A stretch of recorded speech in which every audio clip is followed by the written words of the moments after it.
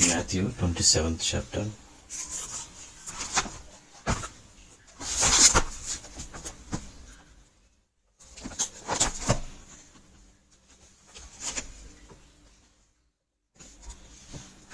Fifth verse 27 అధ్యాయము మత్తయి సువార్త 45. మధ్యాహ్నం మొదలుకొని 3 గంటల వరకు ఆ దేశమంతటను చీకటి కమ్మాను. ఇంచుమించు 3 గంటలప్పుడు యేసు ఏలీ ఏలీ లమా సబక్తని అని బిగ్గరగా కేక వేశాను. ఆ మాటకు నా దేవా నా దేవా నన్నెందుకు చెయ్యి విడిచితివని అర్థం.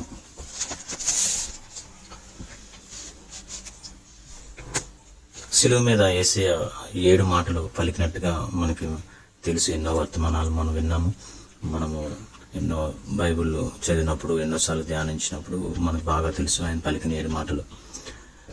ఆ 7 మాటల్లో 4వ మాట మనం చూస్తున్నాము. ఏలీ ఏలీ లమా సబక్తని అని బిగ్గరగా కేక వేశాడు. దానికి అర్థము నా దేవా నన్ను ఎందుకు విడిపించావు అని.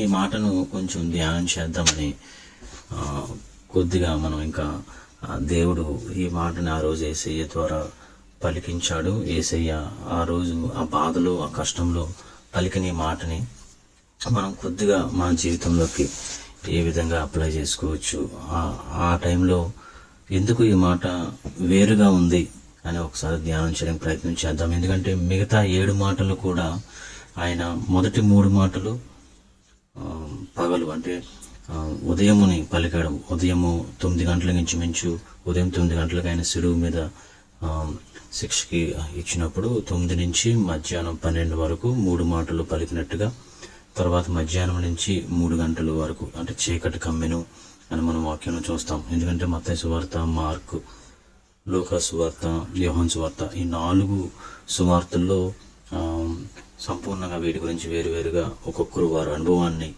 ఆ రోజు జరిగిన సన్నివేశాలని అపోస్తలులు రాసినట్టుగా మనం చూస్తాం. వారిని కరెక్ట్గా రికార్డ్ చేశారు. సో చీకటి కమ్మినప్పుడు 3 మాటలు ఆయన పలికాడు. అందులో మొదటి మాట, ఈ 4వ మాట. అది దీన్ని ఈ మాటని ఏమని పిలుస్తారంటే వర్డ్ ఆఫ్ యాంగ్విష్, లేకపోతే క్షోభ. చాలా సారో, గ్రీఫ్, సఫరింగ్ గుండా వెళ్తున్నప్పుడు మొదటి 3 మాటలు ఆయన మొదటి మాట నన్ను క్షమించు అని అన్నాడు. తర్వాత తల్లి గురించి ఆలోచించాడు. తర్వాత అవన్నీ అయిన తర్వాత 4వ మాట వచ్చేసరికి అప్పటి వరకు తండ్రి తండ్రి అని అన్నాడు ఆయన. 4వ మాట వచ్చేసరికి నా దేవా నా చెయ్యి ఎందుకు విడిచిపెట్టేసావు అంటాడు. బట్ ఒకటి, యేసయ్య భూమి మీదకి వచ్చిందే పాపాల నిమిత్తం చనిపోవడానికి. ఆయన వచ్చిందే మన కొరకు, మన పాపములు ఆయన మీద వేసుకొని చనిపోవడానికి. బట్ మళ్ళా మనం చూస్తాము సిలువ దగ్గరికి సమయం వచ్చే సమయానికి గెత్సేమనే తోటలో ఆయన ఈ గిన్నె మీ చిత్తమైతే ఈ గిన్నె నా నుంచి దూరం చేయండి అంటాడు. లూకా సువార్త 22 అధ్యాయం 43లో సమయం దగ్గరకు పడుతూ ఉంటుంది. కానీ ఆయన ప్రార్థన చేస్తూ ఉంటాడు. ఆయన చెమట రక్తంగా మారిందని కూడా మనం చూస్తాం వాక్యంలో. దేవా అంటే సిలువ నాది తొలగించిందంటాడు. ఒక మానవ రూపంలో ఉన్న యేసయ్య ఆయనకు ముందే తెలుసు. ఈ నోస్ ఇట్, ఆయన పుట్టిందే చనిపోవడానికి. క్రిస్మస్ ఈజ్ ఫర్ క్రాస్ అంటారు. అంటే ఆయన జన్మే పాపాల నిమిత్తం చనిపోవడం, ఒకరోజు చనిపోవలసింది. అదే దేవుని చిత్తము. దేవుని చిత్తం నెరవేర్చడానికి వచ్చాడు ఆయన. సిలువలో చనిపోవడానికి ఆయన వచ్చాడు. అయినప్పటికీ శరీరంలో ఉన్నాడు కాబట్టి ఆయన మీ చిత్తమైతే ఈ గిన్నె నా నుంచి దూరం చేయండి అంటాడు. మళ్ళా సిలువ మీదకి వెళ్ళినప్పుడు అక్కడ ఎవరెవరైతే ఆయన బాధ పెడుతున్నారో, తిడుతున్నారో, మేకులు కొడుతున్నారో వాళ్ళని క్షమించండి అంటాడు. తర్వాత తండ్రి అని తండ్రితో సంభాషిస్తాడు. తర్వాత 4వ మాట వచ్చేసరికి ఇంకా తండ్రి అనకుండా నా దేవా అని చెప్పి బిగ్గరగా కేక వేశాడు అని చెప్పి మన బైబిల్లో చూస్తాం. చాలా గట్టిగా దేవా నన్ను ఎందుకు విడిచిపెట్టేసావు అంటాడు. ఇదే మనం కీర్తన 22లో కూడా దీన్నే ప్రభు దావీదు ద్వారా రికార్డ్ చేసినట్టుగా ఆ మాటలు మనం చూస్తాం. కీర్తన 31లో కూడా ఉంటుంది. అలాగే యెషయా 53వ అధ్యాయంలో కూడా ఉంటుంది. ఈరోజు మనము కొద్దిగా దీన్ని ముందే దేవునికి తెలుసు, కానీ ఎందుకు ఆ వేదన, ఆ బాధ ఎంతైనప్పటికీ ఎందుకు అలా అన్నాడు, ఎందుకు దూరం చేయమన్నాడు, ఈ గిన్నెని ఆయన దూరం చేయమన్నాడు, మళ్ళీ ఈ మాట పలికాడు డైరెక్ట్గా. ఇంకా డైరెక్ట్గా దీన్ని నన్ను ఇక నుంచి దేవా నన్ను ఎందుకు విడిచిపెట్టేసావు అన్నాడు. ఈ మాటని చాలామంది చాలా రకరకాలుగా దీన్ని ఇంటర్ప్రిట్ చేశారు, లేకపోతే చాలా రకాలుగా వేరే వేరేగా చేశారు. కొంతమంది అయితే తండ్రి అయిన దేవుడు చాలా కిరాతకుడు, చాలా అసలు ప్రేమ లేనివాడు, కుమారుణ్ణి విడిచిపెట్టేశాడు. కుమారుడు అలాగా బాధపడతా ఉంటే, తన్నులు తింటా ఉంటే, సిలువ పడుతుంటే అలాగే ఉన్నాడు. అసలు ప్రేమ లేదు తండ్రికి, కుమారుడే త్యాగం చేశాడు కుమారుడికి అని కొంతమంది. కుమారుడికి ఇష్టం లేకుండానే, కుమారుడు ఇష్టం లేదు, తండ్రి అయిన దేవుడు బలవంతం చేశాడు, బలవంతం చేసి ఆయనకి సిలువకు అప్పగించాడని కొంతమంది వాదన. ఈ మాటను పట్టుకొని అంటే ఈ 7 మాటల్లో దీన్ని బాగా కాంట్రవర్షియల్గా దీన్ని చేయడం జరిగింది. అలాగే కొంతమంది అంటారు అసలు దేవుడు చనిపోవడం ఏంటి అంటారు. అవును, నిజమే, దేవుడు చనిపోవడం. బట్ దేవుడు మానవ రూపంలో వచ్చి మానవ జీవితం జీవించి పరిశుద్ధుడు ప్రాణము చెల్లించాలి కాబట్టి, పరిశుద్ధుని రక్తము చిందించాలి కాబట్టి, పాప విముక్తి కోసము దేవుడే మానవుడిగా జన్మించి చనిపోయాడు. ఇది ఒక ప్రశ్నకు సమాధానం మనం చెప్పొచ్చు. కానీ ఒకటి కొంతమంది ఎక్కువగా మాట్లాడేది దేవుడు మంచివాడు కాదు, లేకపోతే దేవుడు ప్రేమ లేనివాడు, కుమారుడికి ఇష్టం లేకుండా కానీ చేశాడు అని. ఇది మనము తెలుసుకోవాలి. ఇది మనకు కూడా ఈ ఆలోచన వస్తూ ఉంటుంది. కానీ ఒకటి ఇక్కడ ముందు నుంచి మనం 12 సంవత్సరాల నుంచి మనం యేసయ్యను చూసినప్పుడు బైబిల్లో ప్రతిసారి కూడా తండ్రిని ప్రార్థన చేయడము, లేదా తండ్రి గురించి మాట్లాడటము, తండ్రితో చెప్పకుండా ఆయన ఏమీ చేసినట్టుగా మనం చూడము. ఎందుకంటే దేవాలయంలో కూడా తల్లిదండ్రులుగా ఉన్న మరియా యోసేపు దేవాలయంలో కనిపించకుండా వెళ్ళిపోయినప్పుడు మళ్ళీ తిరిగి వస్తారు ఎత్తుకుంటా. ఏమైపోయామంటే, మీకు తెలీదా నేను నా తండ్రి చిత్తంలో ఉన్నానని 12 సంవత్సరాల నుంచి ఆ మాటను మనం చూస్తాం. మళ్ళీ కొంతమంది దేవాలయం నీ కోసము మీ తల్లిదండ్రులు వచ్చారు అంటే, ఎవరు నా తోబుట్టులు, ఎవరు నా తల్లిదండ్రి, ఎవరైతే తండ్రి చిత్తం చేస్తారో వారే నాకు తోబుట్టులు, తల్లిదండ్రులు అంటాడు. సో ముందు నుంచి కూడా మనం చూస్తున్నాము, ఎక్కడైనా కూడా తండ్రితో సమాధానము, తండ్రితో సంభాషించడము, తండ్రితో చక్కగా సహవాసం కలిగి ఉండడము మనం యేసయ్యను చూస్తాము. కానీ ఈ మాట వచ్చేసరికి ఆ విధంగా ఉన్న తండ్రి కుమారుడు కలిసే ఉన్న వీరు ఈ 4వ మాట పలికే టైంలో సెపరేట్ అయినట్టుగా మనం చూస్తాం. ఒక ఆయన అన్నాడు, ఎందుకు చీకటి కమ్మింది 3 గంటలు అంటే, ఆ టైంలో తండ్రి కుమారుడు సెపరేట్ అయిపోయారు. ఇంకా తండ్రి సెపరేట్గా ఉన్నాడు కుమారుడికి. కుమారుడు తండ్రితో కనెక్షన్ కూలిపోయాడు అని అన్నారు. సెపరేషన్ లేక ఎడబాటు ఎంత భయంకరమైనదో, ఎంత పెయిన్ఫుల్గా ఉంటుందో అనుభవించిన వారికి బాగా తెలుస్తుంది. మనలో కూడా అనుభవం ఉండవచ్చు. భార్య భర్తలు విడిపోయినా, లేదా భార్య పిల్లలు దూరం అయిపోయినా, మనం పిల్లల్ని పోగొట్టుకున్నా, లేకపోతే పిల్లల తల్లిదండ్రులు పోగొట్టుకున్నా, ఆ ఎడబాటు, ఆ సెపరేషన్ అనేది చాలా భయంకరమైనది. అది అనుభవించిన వారికి తెలుస్తుంది. మనకి ఇష్టమైన వారు చనిపోయినా, భార్యను కోల్పోయినా, భర్తను కోల్పోయినా, అది ఎంత పెయిన్ఫుల్గా ఉంటుందో మనకు తెలుసు. ఈ సమయంలో ఒక ఉదాహరణ చెప్పాలనుకుంటున్నాను. మా మావయ్య గారు ఇంచుమించు 74 సంవత్సరాలు. రీసెంట్గా మా మేనత్త చనిపోయింది. ఇద్దరు వయసు మీద ఉన్న వాళ్ళే, వయసు పైబడిన వాళ్ళే. సో 73 సంవత్సరాల పైన ఉన్న మా మావయ్య గారికి చాలా బాధపడ్డారు ఆయన చనిపోయినప్పుడు. రీసెంట్గానే అందరం బాధపడ్డాము, అందరూ ఏడ్చారు, బాధలో ఉన్నారు.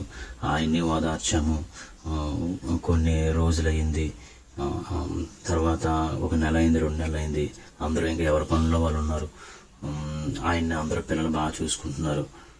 అయినప్పటికీ నెలలు అయిపోయినా కూడా, నేను రీసెంట్గా మొన్న వెళ్ళినప్పుడు ఇంకా బాధపడుతూనే, చాలా నెలలు అయిపోయింది అయినా బాధపడుతూనే చూశాను. ఆయనకి ఏంటి 74 వరకు వచ్చేసింది. ఇప్పుడు ఒంటరిగా ఉండలేకపోతున్నారు, ఒంటరిగా ఉంటే బాధపడుతున్నారు, ఒంటరిగా ఫీల్ అయిపోతున్నారు అన్నమాట. అది గుర్తు తెచ్చుకొని నన్ను వదిలేసి వెళ్ళిపోయింది.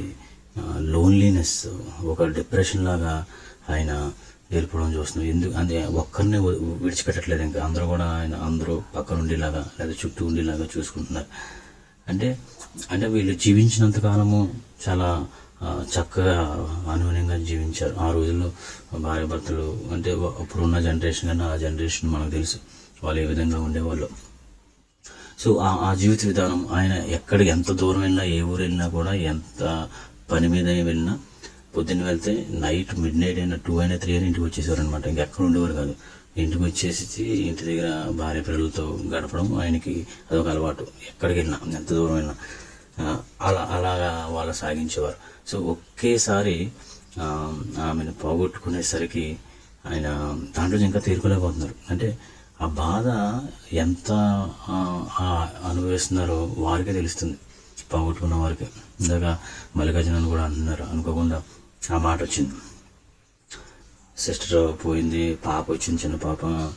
మేము మాట్లాడుకుంటూనే ఉన్నాము, బాధపడుతూనే ఉన్నాము, నైట్ అంతా అవే డిస్కషన్, బాధలో ఉన్నాము, మరొకసారి అవి గుర్తు చేసుకుంటూ ఉన్నామని. ఏంటంటే ఆ బాధ పడిన వారికి తెలుస్తుంది. అది మనము మాటల్లో ఎక్స్ప్రెస్ చేయలేము, వర్ణించలేము. చాలా పెయిన్ఫుల్. అది ఆ ఎడబాటు అనేది, అదే ఎడబాటు యేసయ్య తండ్రితో ఆయన కలిగి ఉన్నాడు. కొన్ని గంటలు ఆయన ముందు నుంచి, చిన్నప్పటి నుంచి తండ్రితో మంచి సహవాసం కలిగి ఉన్నారు. ఆయన ఎక్కడ కూడా బైబిల్లో త్రిత్వము, త్రియేక దేవుడైన 3 వ్యక్తులు, కుమారుడు, పరిశుద్ధాత్మ దేవుడు, యేసయ్య, ఈ 3 కూడా ఎక్కడ వేరుగా ఉన్నట్టుగా, వేరుగా బైబిల్ చూసినట్టుగా మనం ఎక్కడ చూడం. ఇదొక్క సమయంలోనే, సిలువ వేయబడిన సమయంలోనే రెండో వ్యక్తి అయిన యేసయ్య దూరంగా వేరుపరిచినట్టుగా, ఎడబాటు అయినట్టుగా మనం చూస్తాం. దీన్ని కూడా కొంతమంది ఒప్పుకోరు. త్రిత్వము, త్రియేక దేవుడిని ఎవరు వాళ్ళు వేరు చేయరు, వాళ్ళు ఎప్పుడు కలిసి ఉంటారని. బట్ 4వ మాట పలికినప్పుడు మధ్యాహ్నము తర్వాత 3 గంటల వరకు చీకటి కమ్మింది అని ఉంటుంది.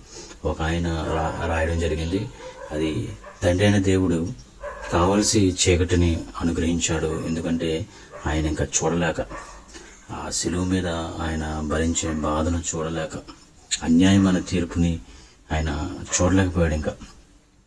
చూడలేక ఎందుకంటే మనం ప్యాషన్ ఆఫ్ క్రైస్ట్ ఇవి మనం గుర్తు చేసుకున్నప్పుడు ఎంత దారుణంగా ఆయన కొడతారో, ఆ ముఖము, సౌందర్యమైన ముఖము ఇంకా చాలా దారుణంగా అయిపోతుంది. చూడకూడనట్టుగా, ఇంకా చూడబుద్ధి అయ్యకుండా ఆయన ముఖం మీద కొట్టడం జరుగుతుంది. సో అవన్నీ ఇంకా చూడలేక తండ్రి ముఖము చాటేసాను అని ఉంటుంది. ముఖము చాటేసుకున్నాడంట, తన వీపుని తిప్పుకున్నాడు. ఎడబాటు జరిగింది. ఎప్పుడైతే ఆ వీపుని తిప్పుకున్నాడో, ఈ turn back from his son. ఎప్పుడైతే ఎడబాటు అయ్యాడో, తన ముఖము మార్చుకున్నారో, ఆయన ముఖాన్ని యేసయ్యకి చూడకుండా తిప్పేసుకున్నారో, ఆ బాధ యేసయ్య భరించలేకపోయినట్టు. అది చాలా బాధాకరమైంది.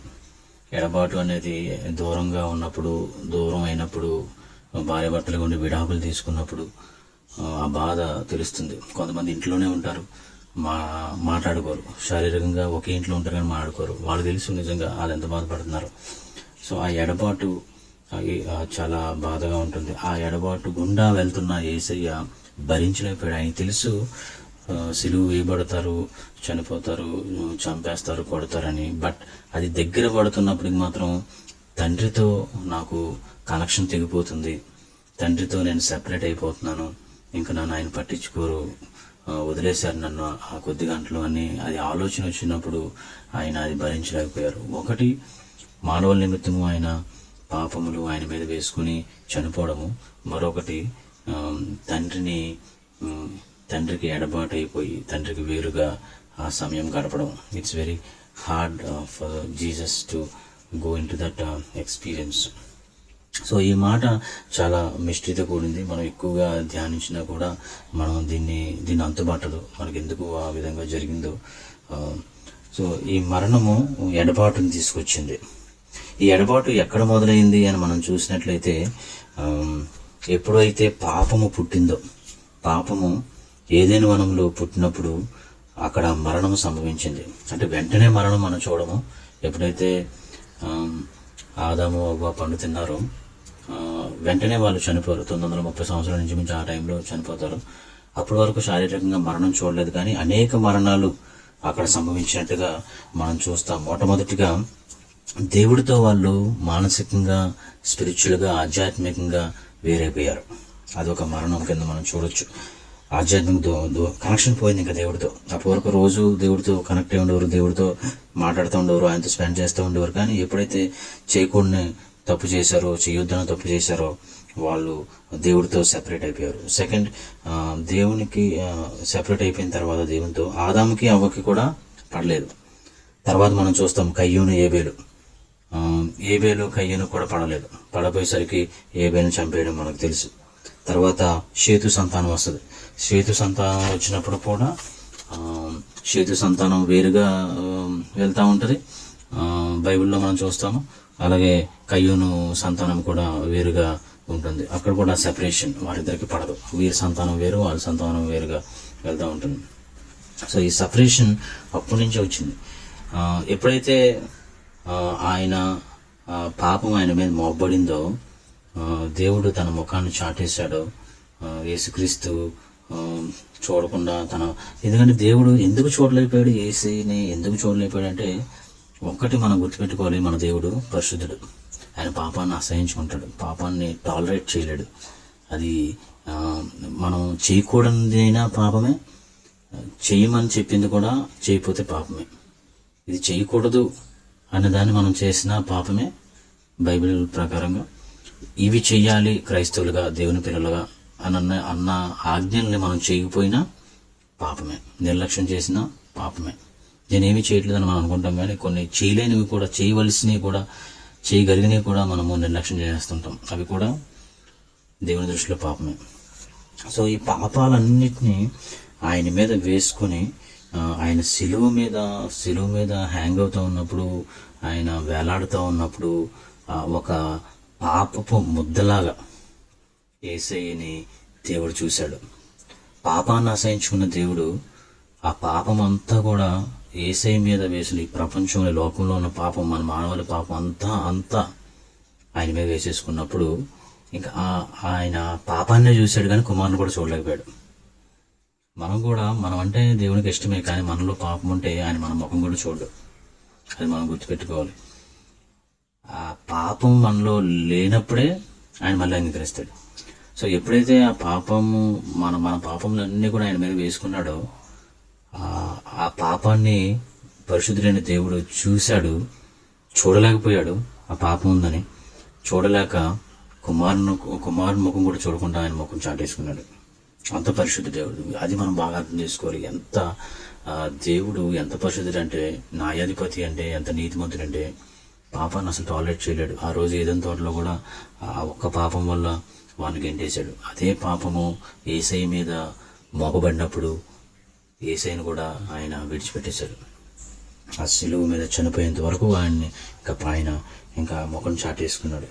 అంటే పాపం ఎంత ఎక్స్పెన్సివ్, ఎంత కాస్ట్లీయో మనం అర్థం చేసుకోవాలి.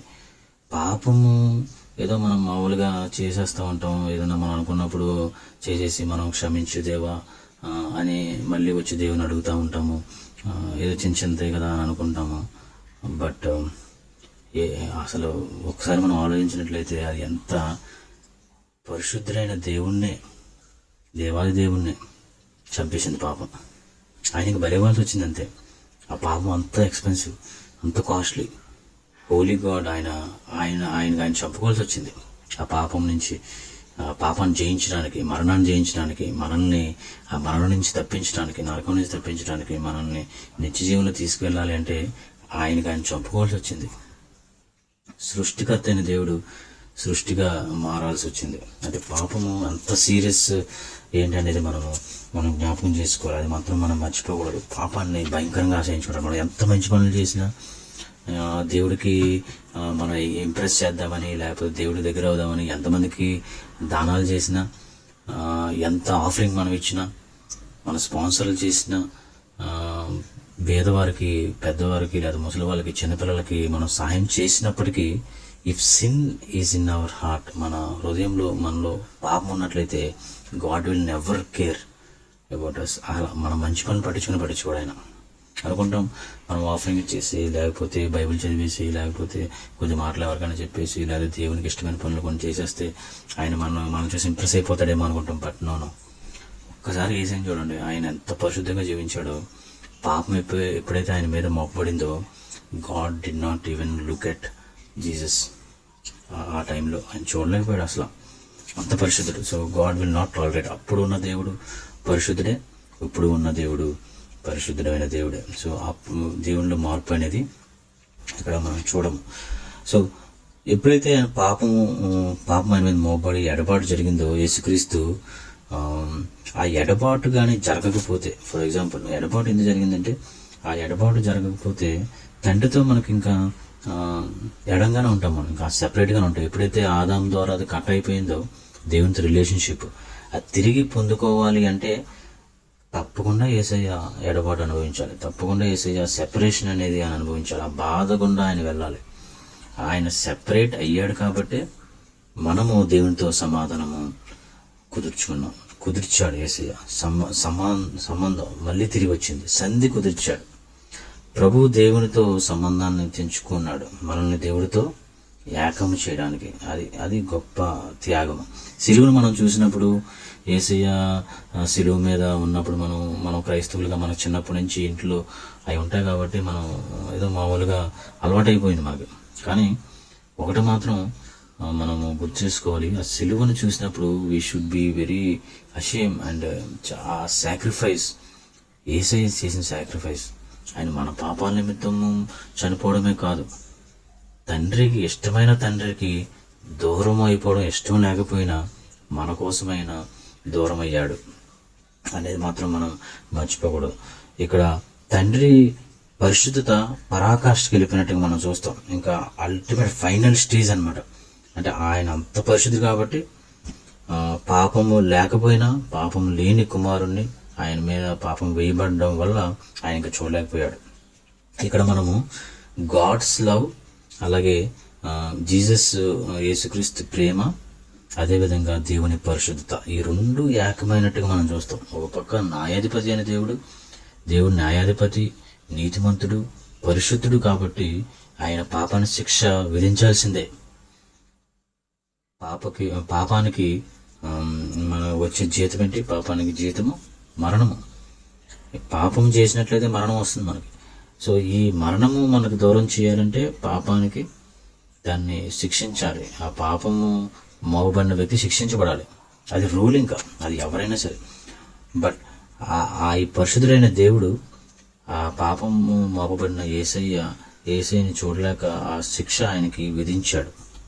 ఈ ఒక పక్క చూస్తే తండ్రైన దేవుడు పరిశుద్ధుడు శిక్ష వేశాడు, మరో పక్క యేసయ్య ఆయన ప్రేమను చూశాడు. అక్కడ పరిశుద్ధుడైన దేవుడు పరిశుద్ధతను చూపించుకున్నాడు, మరో పక్క యేసయ్య ఆయన ప్రేమ, పర్వాలేదు ఆ శిక్ష నేను అనుభవిస్తాను, నేను మళ్ళా మానవులందరినీ మీతో ఏకం చేస్తాను, ఎవరైతే నమ్ముతారో మిమ్మల్ని మీతో ఏకం చేస్తాను, సమాధానం పరుస్తానని చెప్పి ఆయన ప్రేమ, అది మరో పరాకాష్ఠానికి వచ్చి అది ఇంకా అల్టిమేట్ లవ్. ఆయన ప్రేమ ద్వారా మనల్ని ఏకం చేశారు. సో ఎంత సాక్రిఫైస్ ఉన్నదో మనం మర్చిపోకూడదు. Such a holy God and such a love of God we can see. మనం సిలువను చూసినప్పుడు ప్రేమ మాత్రమే కాదు, సాదృశ్యంగా మనం చూస్తాము. ప్రేమ మాత్రమే కాదు, ప్రేమతో పాటు పరిశుద్ధతను కూడా మనం చూడాలి. ఆ పరిశుద్ధత వల్ల తండ్రి దేవుడు కూడా మా కుమారుని విడిచిపెట్టడం జరిగింది.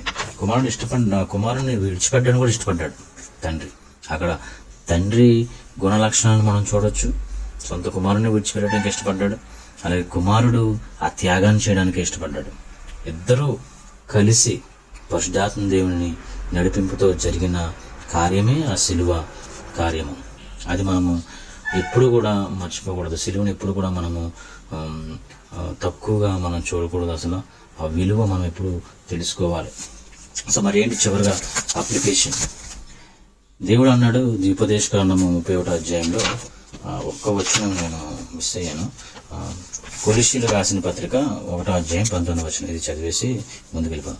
కొలసీలకు రాసిన పత్రిక 1వ అధ్యాయం 19వ వచనము, ఆయన యందు సర్వ సంపూర్ణత నివసింపవలననియు ఆయన శిలువ రక్తము చేత సంధి చేసి ఆయన ద్వారా సమస్తమును ఆయన అవి భూలోకమందున్నవైనను పరలోకమందున్నవైనను వాటన్నిటినీ ఆయన ద్వారా తనతో సమాధాన పరచుకొనవలనని తండ్రి అభిష్టమాయను. He wants to make us, reconcile us and to make peace by the blood of Christ, blood of his cross. ఈ సిలువ రక్తం ద్వారా తండ్రి తిరిగి యేసే ద్వారా సంధి చేశాడు. ఆయన ద్వారా సమస్తము సంధి కుదిరాయి. మనం చెప్పుకున్నట్టు సృష్టి కూడా మనకి సెపరేట్ అయిపోయినట్టుగా ఉంటుంది. భూలోకమందున్నను పరలోకమందున్నవైనను ఇవన్నీ కూడా మళ్ళా ఒకసారి ఏకమయ్యాయి, మనతో పాటు మళ్ళీ కనెక్ట్ అయ్యాయి. సృష్టి ఎలాగ దూరం అయిపోయిందంటే మనకు తెలుసు. ఆ టైంలో ఆదాం టైంలో విషసర్పాలు లేవు, క్రూర మృగాలు లేవు. తర్వాత క్రూర మృగాలు వస్తాయి, విషసర్పాలు వస్తాయి. వచ్చి మానవుడికి సృష్టి కూడా దూరం అయిపోయింది, సృష్టితో కూడా మనకు కట్టబి అయిపోయింది. సో దేవుడు వీటన్నిటినీ మళ్ళా ఏకం చేశాడు. ఇవన్నీ కూడా మళ్ళా రికన్సైల్ అయినాయి అన్నట్టుగా మనం చూస్తాం. సమాధాన పరిచాడు దేవుడు. సో సైకలాజికల్గా మనం దూరం అయిపోయాము, ఎన్వైరన్మెంటల్గా లేకపోతే పర్యావరణ అన్ని విషయాల్లో మనము దేవుడితో మన చుట్టూ ఉన్న వాటితో మనం దూరం అయిపోయాం. అందుకే దేవునితో మనము మంచి రిలేషన్షిప్ కలిగి ఉన్నట్లయితే భార్యాభర్తలు చక్కగా ప్రేమ కలిగి ఉంటారు. పిల్లలు తల్లిదండ్రులు చెప్పినట్టుగా పిల్లలు వింటారు. పిల్లలు కూడా క్రమశిక్షణలో వెళ్తారు. మనం ఏది చేసినా దేవుడు దీవిస్తూ ఉంటాడు. అది ఎప్పుడే సాధ్యము అంటే దేవుడితో మనం సరైన కనెక్షన్ కలిగి ఉన్నప్పుడే. చివరిగా వాక్యం చదివేసి ముగించేస్తాను. ద్విపదేశకాండం 31:6 ఇందులో ఉంటుంది, I will not leave you Nar forsake you. దృఢంగా ఉండండి, ధైర్యంగా ఉండుడి, నేను నిన్ను విడువను ఎడబాయను అని మనం చదువుతాం. సో ఒకటి మనం ఇందులో నేర్చుకోవాలి ఏంటంటే, దేవుడు ఎప్పుడు కూడా మనం విడిచిపెట్టడు. He will not leave us. ఎప్పుడు కూడా ఆయన మనం సంపూర్ణంగా నమ్మినట్లయితే, విశ్వసించినట్లయితే ఏ విషయంలో కూడా ఆయన మనల్ని విడిచిపెట్టడు. కానీ ప్రాబ్లం ఏంటంటే మనమే ఆయన వదిలేస్తూ ఉంటాం. ఏదో చిన్న పని ఉంటే మనకి ఇష్టమైన జరిగితే దాన్ని చేసుకుని వచ్చేస్తానని చెప్పి మన సొంత నిర్ణయాలతో ఆయన విడిచిపెట్టేసి ఆ పని చేసుకుని మళ్ళీ వచ్చి దేవుని దగ్గర వచ్చి బాధపడతాం. మళ్ళీ ఏదైనా వీక్నెస్ ఉంటే, ఏదన్నా అనుకోకుండా ఏదైనా పాపం పడిపోతే, లేకపోతే దాన్ని మనం ఓవర్కమ్ చేయలేక బలహీనతలు పడిపోతే కాసేపు అక్కడ దేవుడి చేయి విడిచిపెట్టేసి ఇలా పని చేసుకుని వచ్చి మళ్ళీ దేవుడి దగ్గర వచ్చి క్షమాపణ అడుగుతాం. సో ఎప్పటికప్పుడు మనకు కావాల్సినట్టుగా మన లైఫ్ని డిజైన్ చేసుకుంటూ ఉంటాం. మనకు కావాల్సినట్టుగా మన లైఫ్లో నిర్ణయాలు తీసుకుంటూ ఉంటాం. ఎప్పుడు కావాలంటే అప్పుడు దేవుడితో నడుస్తాము. మిగతా టైంలో మన సొంత నిర్ణయాల్లో ముందుకెళ్ళిపోతూ ఉంటాం. దేవుడు మాత్రం ఎప్పుడు కూడా I will not leave you not forsake you, నేను విడవను ఎడబాయను. ఆయన పర్ఫెక్ట్. ఆయన ఆ విషయంలో ఆయన వాగ్దానం ఇచ్చాడు. ఆ వాగ్దానం నెరవేర్చే దేవుడు. ఆయన మాత్రం మనల్ని మాత్రం ఆయన వదిలిపెట్టనని చెప్పాడు. కానీ ప్రాబ్లం ఏంటంటే మనమే ఆయన అప్పుడప్పుడు విడిచిపెట్టేస్తూ ఉంటాం, మన పనులు చేసుకుని చేస్తూ ఉంటాం. సో అది మనం చేయగలిగితే మన జీవితంలో మనము దేవుడు చిత్తము నిజంగా నెరవేర్చినట్లే. ఆ మాట మనం చెప్పగలగాలి. దేవా, నేను నిన్ను విడవను, నిన్ను ఎడబాయను, నేను నీ చేయి పట్టుకుని నడుస్తాను, నా చేయి నేను వదులుకొని వెళ్ళను. ప్రతి విషయంలో ఆ మాట మనము దేవునితో చెప్పగలిగి మన ఆత్మీయ జీవితంలో మనం ముందుకు సాగగలిగినట్లయితే నిజంగా ఆత్మీయంగా మనము దేవునికి దగ్గరవుతూ ఉన్నప్పుడు ఎన్నో ఆనందము, రక్షణ ఆనందము కానీ ఆత్మీయ సంతోషము, దేవునితో నిత్యత్వంలో మనము ఉండగలం. సో ఇది మనం నిత్యత్వంలో వెళ్ళినప్పుడు కూడా మనం చేయాల్సింది ఏ పని? దేవునితో కలిసి జీవించడము, దేవుని మాటలు వినడము, దేవుని ఆరాధన చేయడము, ఇదే ఉంటుంది పరలోకంలో కూడా.